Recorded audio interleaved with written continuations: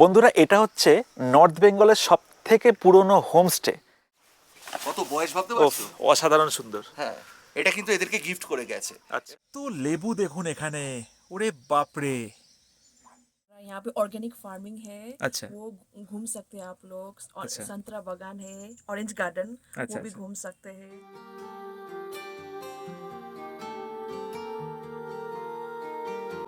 উত্তরবঙ্গের বহু জায়গা দেখে থাকলেও এই জায়গা এখনো বহু মানুষের কাছে অজানা।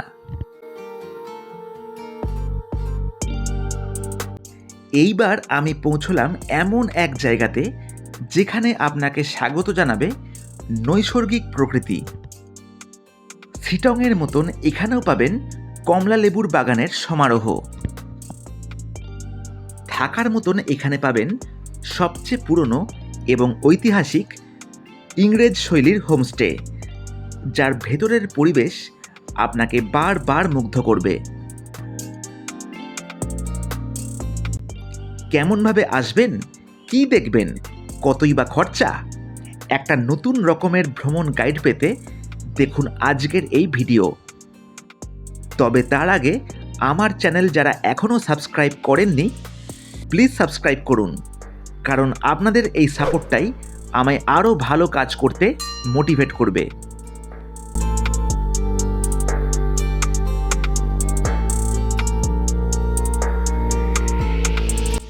উত্তরবঙ্গের এক অচেনা গ্রাম পেহেলাগাঁও, যেখানে জুড়ে আছে নীরবতা এবং নৈসর্গিক প্রকৃতি। চারিদিকে পাইন ট্রি এবং মাঝে আঁকা বাঁকা রাস্তা। এনজেপি থেকে প্রায় 3 ঘন্টার সফরে মিরিক হয়ে পৌঁছে গেলাম ছবির মতন সুন্দর এই জায়গাতে। 2-3 দিনের ছোট্ট সফরে উত্তরবঙ্গের বহু জায়গায় আমরা পৌঁছে যাই, কিন্তু যদি 1-2 দিনের জন্য একদমই অচেনা জায়গার খোঁজ করেন, তাহলে আপনাকে স্বাগত জানাবে এই অপরূপ জায়গা পেহেলাগাঁও।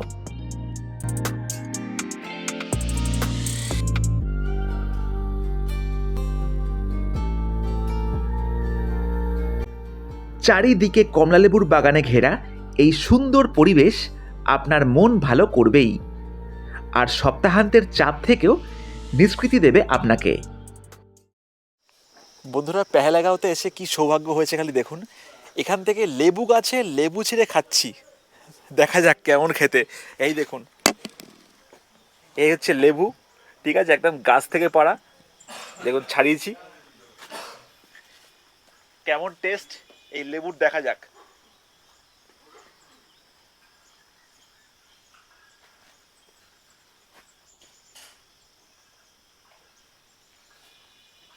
বেশ মিষ্টি টক মিলিমিশি আছে। আর এটা পুরোপুরি পাকতে টাইম নেয় মোটামুটি জানুয়ারি মাসের ওই 15 তারিখের পরে। জানা যায় এই হোমস্টে হলো উত্তরবঙ্গের সবচেয়ে পুরনো এবং প্রথম হোমস্টে, যেই বিল্ডিং 1980 সালে প্রথমবার ইংরেজ হেরিটেজ স্টাইলে বানানো হয়।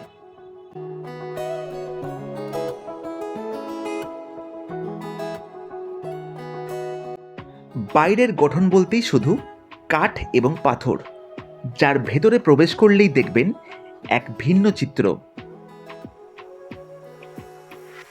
সময়ের সাথে তাল মিলিয়ে বারবার মডিফিকেশন হয়েছে এই হোমস্টের, যার ভেতরে রয়েছে বিরাট বড় লাউঞ্জ এবং দুর্দান্ত সব রুম।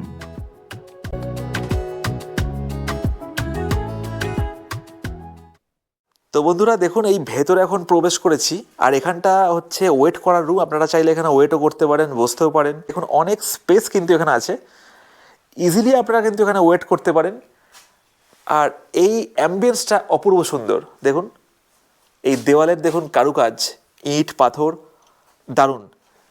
আর প্রথমেই দেখাচ্ছি আপনাকে একটা রুম। দেখুন এখানকার এই রুমটাও কিন্তু মারাত্মক রকমের সুন্দর করেছে। ওয়াও, অসাধারণ একটা রুম দেখুন এখানে আছে। এখানে তো দুজন আপনারা আরামসে শুতেই পারেন। আর তাছাড়াও একটা এখানে ফোল্ডিং বেড কিন্তু দেওয়া আছে, এখানেও আপনারা আরেকজন শুতে পারেন। এই দেখুন একটা গাছ করা আছে, ডেকোরেশন, একটা মিরর, একটা বসার জায়গা, আর এই হচ্ছে রাখার জায়গাও আছে দেখুন, আর এই হচ্ছে এখানকার ওয়াশরুম আছে দেখুন। ওয়াশরুমটাও দারুণ সুন্দর। তেমনই দেখুন আর একটা আপনাদের রুম দেখাচ্ছি, সেটা হচ্ছে ট্রিপল বেডরুম। দেখুন একটা আছে, এই দেখুন একটা ট্রিপল বেডরুম আছে, একটা সিঙ্গেল বেড আছে দেখুন, আর একটা ডাবল বেড আছে। এখানে দুজন তো আরামসে শুতেই পারেন, আর এখানে একজন কিন্তু চলে আসতে পারেন। আর এখানে একটা সেন্টার টেবিল আছে, খুব ভালো স্পেসিয়াস রুমটা। আর এই হচ্ছে এখানকার ড্রেসিং টেবিল বা চেঞ্জ করার জায়গা, দেখতেই পাচ্ছেন, মানে অপূর্ব সুন্দর। এখানে অনেক রাখার ড্রয়ার আছে, ঠিক আছে, বসার জায়গাও আছে দেখুন। আর এই হচ্ছে এখানকার ওয়াশরুম, সুন্দর, গিজারও আছে এখানে। আর এখানে দেখুন রাখার জায়গাও আছে। এছাড়াও এনাদের ব্যবহার এতটাই ভালো যে সেটা নিয়ে আছে এক আলাদাই গল্প। তো বন্ধুরা, এই যে হোমস্টেটা আপনারা দেখতে পাচ্ছেন, সেটা কিন্তু নর্থ বেঙ্গলের সব থেকে পুরনো হোমস্টে। যখন হোমস্টের কনসেপ্টটাই কিন্তু আসেনি, 1980 হোমস্টে হচ্ছে এইটা, ঠিক আছে। দেখুন একটা প্রাচীন ব্রিটিশ আমলের লুক কিন্তু আপনারা এখানে পেয়ে যাবেন, একটা ঐতিহ্যশালী বিল্ডিং, খালি দেখুন আপনারা। আর এই হোমস্টে সম্পর্কে কিন্তু অনেক ইন্টারেস্টিং ফ্যাক্ট আছে, আপনাদের বলি চলুন, এই দাদার কাছ থেকে তাহলে জানছি। নমস্কার।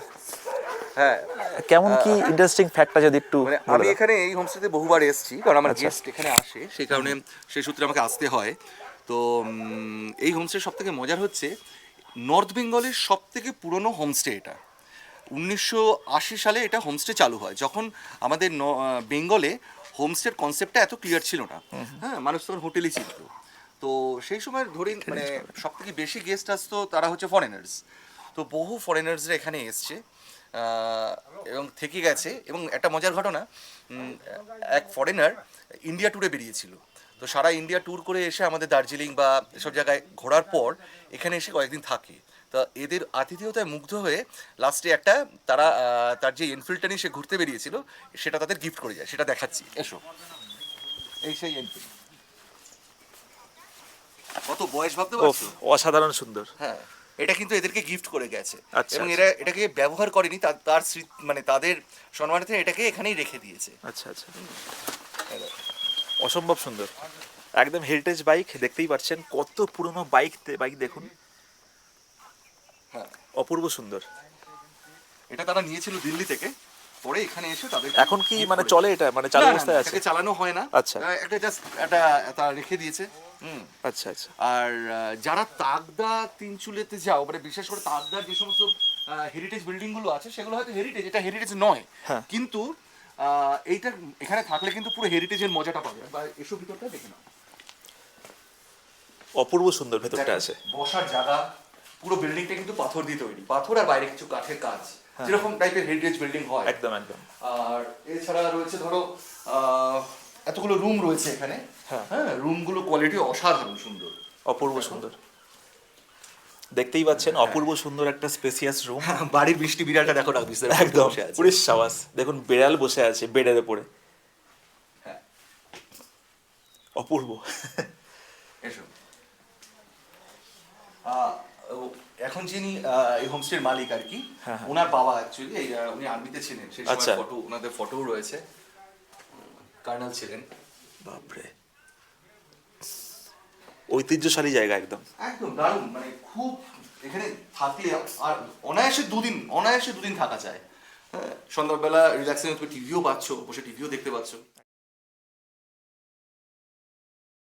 এই সাইট সিন মোটামুটি দেখা দেখো, যায়। এখান থেকে সাইট সিন বলতে তুমি মিরিক সাইডটা পুরো করতে পারো, বসো।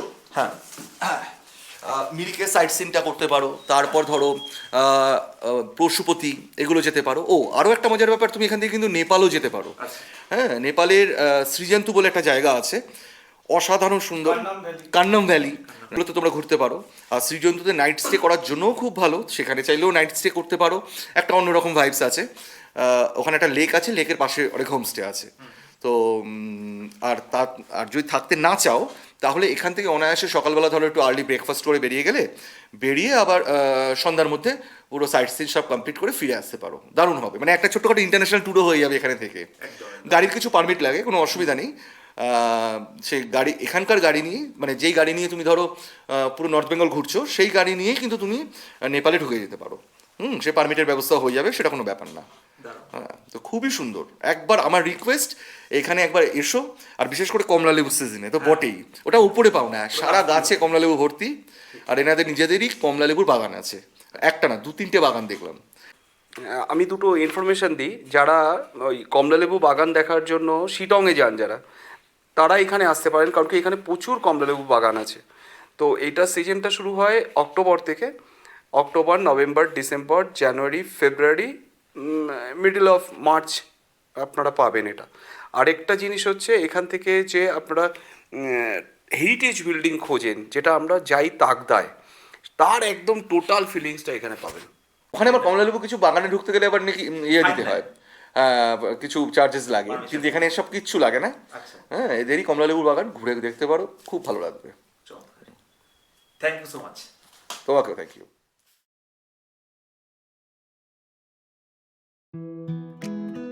চমৎকার সুন্দর পরিবেশে এক হেরিটেজ ফিল নিতে চাইলে আপনাকে স্বাগত জানাবে পেহেলগাঁওয়ের এই হোমস্টে, যেখানে ফুডিং লজিং সমেত ভালো ব্যবহার তো পাবেনই, তার সাথেও সিজনে আসলে ঘুরে দেখতে পারেন এনাদের কমলালেবুর বাগান সহ এই পুরো জায়গা, যা আপনার মন ভালো করবেই।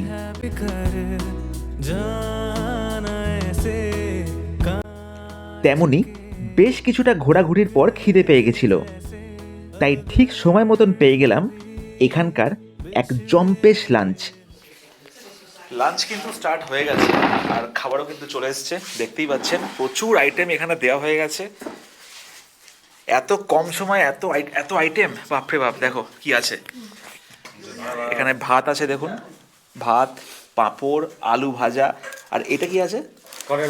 করেলা ভাজি। আচ্ছা, এটা হচ্ছে আলু ফ্রাই একটা আছে, ভেন্ডি ভাজি আছে, আর এটা হচ্ছে একটা শাক আছে, লোকাল শাক, রাই শাক আছে, আর এটা ডিমের কারি। হ্যাঁ, খাওয়াটা পুরো জমে যাবে কিন্তু, ঠিক আছে, সেটা বলতেই হবে। এই দেখুন, ঘি অল্প দাও। হ্যাঁ হ্যাঁ, ঘি অল্প দাও। এ হচ্ছে ঘি, দেখুন, ওফ, গাওয়া ঘি, একদম পুরো বাঙালিয়ানা। হ্যাঁ, এটা তো বলতেই হবে, দুর্দান্ত লেভেলের লাগছে কিন্তু।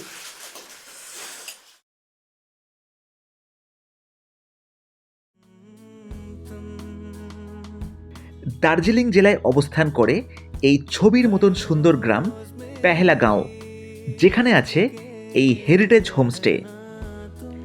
এখানে আসলে আপনাকে কম করে 2 রাত থাকতেই হবে। এই 2 রাতে কি দেখবেন, আসুন তবে জেনে নিই এই দিদির কাছ থেকে। यहाँ पे आके आप लोग बोन फायर कर सकते हैं।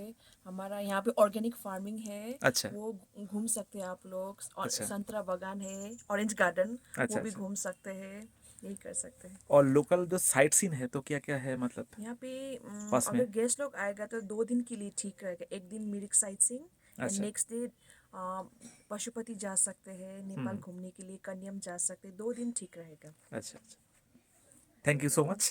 Thank you. শিলিগুড়ি অথবা এনজেপি থেকে মিরিক হয়ে সহজেই আসা যায় এই জায়গাতে। ছোট গাড়ির ক্ষেত্রে ভাড়া পড়বে 3 থেকে 3,500 টাকার মধ্যে, এবং বড় গাড়ির ক্ষেত্রে 4 থেকে 4,500 টাকার মধ্যে। শেয়ারে আসতে গেলে এনজেপি অথবা শিলিগুড়ি থেকে চলে আসুন মিরিক। ওখান থেকে কোনো এক রিজার্ভ গাড়িতে চলে আসুন এই হোমস্টে। সুন্দর পরিবেশে এখানে কাটাতে চাইলে ফুডিং লজিং সহ পড়বে জনপ্রতি 1500 টাকা। যদি বড় গ্রুপ আসেন তাদের জন্য বড় ফ্যামিলি রুমের ব্যবস্থা আছে, তাই এক কথায় এখানে আসতে কোনো অসুবিধা হবে না। তাছাড়াও রাতের পরিবেশটাও এখানে হয় চমৎকার রকমের, আর পূর্ণিমা হলে তো কথাই নেই।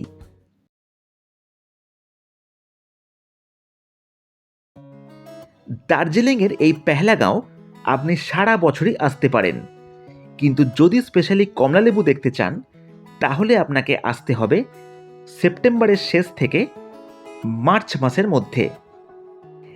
এইভাবেই আমরা ঘুরে দেখলাম উত্তরবঙ্গের এক অচেনা গ্রাম পেহেলাগাঁও, যার পরিবেশকে এনজয় করতে 1-2 দিনের প্ল্যানে আসা যেতেই পারে।